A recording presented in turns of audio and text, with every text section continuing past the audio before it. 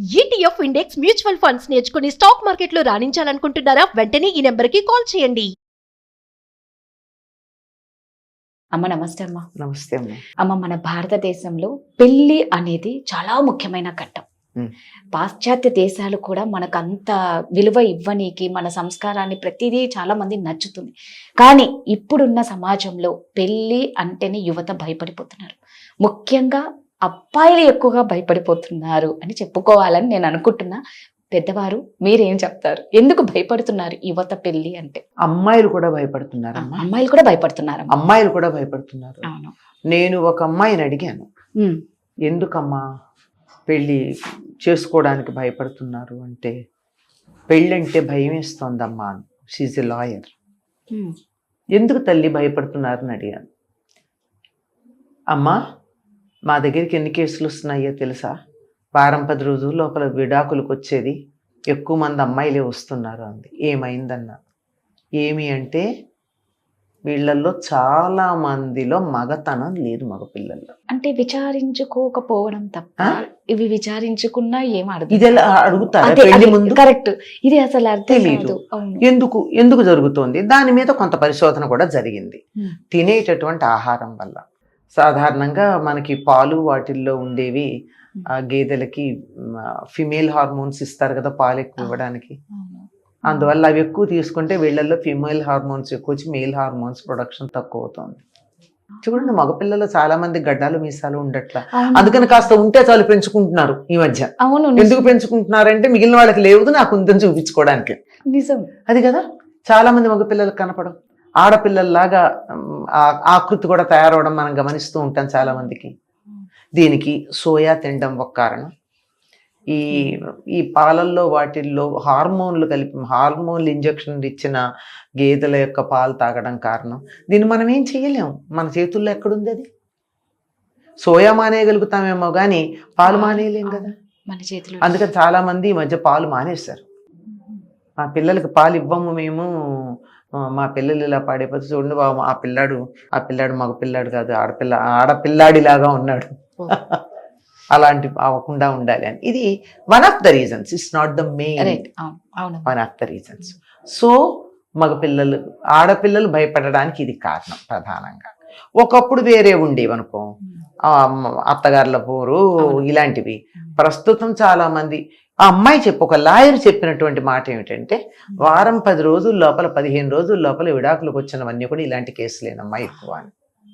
అప్పుడు ఈ 4 రోజులు 5 రోజులు వారం రోజులు అయ్యాక డాక్టర్ దగ్గరికి వెళ్తే, అందులో అమ్మాయిలకు కొంచెం అవేర్నెస్ ఉంది కనుక ఇప్పుడు పెడితే దట్ వాజ్ ప్రూవ్డ్ ఇంపార్టెంట్ అని. That's the reason many of the girls are not interested in getting married. One thing. సరే, మగపిల్లలు అంటారా, బాధ్యత తీసుకోవడానికి ఇష్టం లేక. బాధ్యత చాలా కష్టం కదమ్మా. చాలా కష్టం అమ్మా బాధ్యత. ఒక్కసారి పెళ్లి చేసుకున్నాక భార్యని పోషించటం నీ బాధ్యత అని మన సమాజం చెప్తోంది. అంచేత అది ఇష్టం లేదు. తర్వాత అమ్మాయికి రకరకాల కోరికలు ఉంటున్నా కోరికలన్నీ తీర్చగలనో లేదు అనో భయం ఒకటి.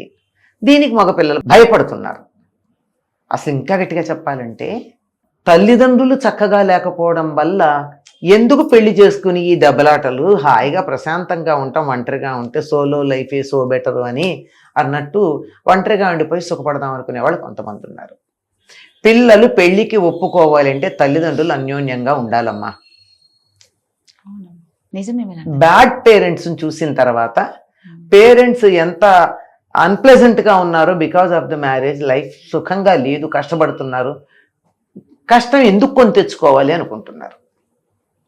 కానీ వాళ్ళు అర్థం చేసుకుంది ఏమిటంటే, అప్పుడప్పుడు దెబ్బలాడుకున్నది కనపడుతుంది కానీ వాళ్ళకి అన్యోన్యంగా ఉన్నది, ఆనందంగా ఉన్నది వాళ్ళకి ఎందుకు కనపడలేదు? వాళ్ళు అన్యోన్యంగా ఆనందంగా లేకపోతే వీళ్ళు ఈ లోకంలోకి వచ్చేవారు అసలు? నిజమే. ఆ సంగతి మర్చిపోతున్నారు. ఇది పిల్లల దృష్టి దోషమైతే, పెద్దవాళ్ళు మాత్రం వాళ్ళ పిల్లలు పెళ్లిళ్ళకు ఒప్పుకోవాలంటే కొంచెం పిల్లలు ఎదురుగా దెబ్బలాడుకోవడం మానాలి. చాలా తీవ్రంగా దెబ్బలాడుకుంటారు. ఇప్పుడు అమ్మాయి ఉంది, పుట్టింటి వారిని అంతా తిడుతూ ఉంటాడు నాన్న, అమ్మ పుట్టింటి వారిని. ఈ అమ్మాయికి అమ్మ నాన్న అంటే ఇష్టం, పెళ్లి చేసుకోవడానికి ఇష్టపడతాం. పెళ్ళైన దగ్గర నుంచి వాడు మా అమ్మ నాన్నని తిడుతూ ఉంటే నేను వినలేను అని. ఇలాంటివన్నీ కొన్ని అందరి దగ్గర అని చెప్పాం. ఇప్పుడు ఇంకో అస్సలు ముఖ్యమైనది ఏమిటంటే, ఇది ఒకానొక ప్రధానమైన అంశం అయితే, ముఖ్యమైనది ఏమిటంటే బాధ్యత స్వీకరించడానికి ఇష్టం లేదు. జన నడిచిపోతోంది కదా, ఏది కావాలన్నా స్విగ్గీలో ఎవ్రీథింగ్ అవునమ్మా. జస్ట్ ఏ కాల్ అవే అందుబాటులో ఉన్నప్పుడు బాధ్యత ఎందుకు తీసుకోవాలి?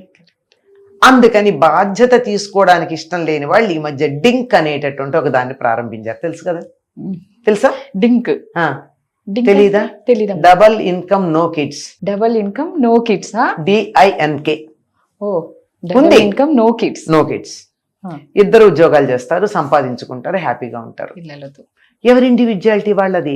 ఎవరు ఒకళ్ళ దగ్గర ఒకళ్ళ తలొగ్గాల్సిన పని లేదు. పిల్లలు ఉంటే తలొగ్గాలి, ఖచ్చితంగా కావాల్సిన ఎంజాయ్మెంట్ అంతా ఉంటుంది లైఫ్ లో, హ్యాపీగా ఉంటారు, అంతే. No kids. ఈ డింక్ కల్చర్ మనకి సిటీస్లో బాగా, మెట్రోపాలిటన్ సిటీస్లో బాగా వచ్చేస్తుంది. అందులోనూ ముఖ్యంగా లక్షలంటే కూడా తప్పేమో, సంవత్సరానికి 1/2 కోటి అలా సంపాదించటం. అలా సంపాదించేటటువంటి వాళ్ళ ఆ జాబ్స్లో ఉన్న వాళ్ళల్లో ఈ డింక్ కల్చర్ బాగా కనపడుతుంది. దాంతోపాటుగా ఓకిజం అని ఒకటి వచ్చింది. ఓకిజం అంటే ఆడపిల్లలు మగపిల్లల్లాగాను, మగపిల్లలు ఆడపిల్లల్లాగాను ప్రవర్తించటం. మేకప్లు అలాగే చేసుకుంటారు, డ్రెస్సింగ్ అలాగే చేసుకుంటారు, బిహేవియర్ అలాగే ఉండి ఇలా మాట్లాడుతూ ఉంటాడు అబ్బాయి, అమ్మాయి ఏమి ఇలా మాట్లాడుతూ ఉంటుంది. ఇలాంటివి అంటే ఆడపిల్లలు ఆడతనం లేకుండా, మగపిల్లలు మగతనం లేకుండా, ఇలా ఒక 10-15 ఏళ్ళు ఇలాంటి బిహేవియర్ ఏ 15 ఏళ్లకో మొదలైందనుకో, అది హార్మోన్స్ మీద కూడా ఎఫెక్ట్ చూపిస్తుంది. దాంతో పెళ్ళిళ్ళు అడిగినా అడగకపోయినా సంతానం ఉండదు, కావాలనుకున్నా. పెళ్లి చేసుకున్నా ఆనందించగలిగినటువంటి శారీరక స్థితి ఉండదు, మానసిక స్థితి ఉండదు. ఇలాంటి దౌర్భాగ్యపు సంప్రదాయాలు ఎక్కడెక్కడి నుంచో ఈ దేశం మీద దాడి చేసిన దానికి ఫలితంగా మనం ఇటువంటివన్నీ చూడాల్సి వస్తుంది. ఒక రకంగా అంటే ముందర అబ్బాయిలు పెళ్లిళ్ళు చేసుకోవాలంటే తల్లిదండ్రులు బాగుండాలి, పిల్లలకి కాస్త 18 ఏళ్ళు రాగానే పెళ్లి చేసే ప్రయత్నాలు చేస్తే ఇండివిజువాలిటీ అనేది ముదిరిపోకుండా ఉండగా, నిజమమ్మా, ఇండివిజువాలిటీ వదలద్దంటల్లా, నేను నీకు అనుకూలంగా ఉంటాను అన్నది నా ఇండివిజువాలిటీ అనేది కూడా ఒక ఇండివిజువాలిటీలో భాగమే కదా. అది ఎలా ఉంటుంది? నిజమే అమ్మా. బాధ్యత తీసుకోవడానికి భయం. చాలా చక్కగా చెప్పారమ్మా, ధన్యవాదాలు.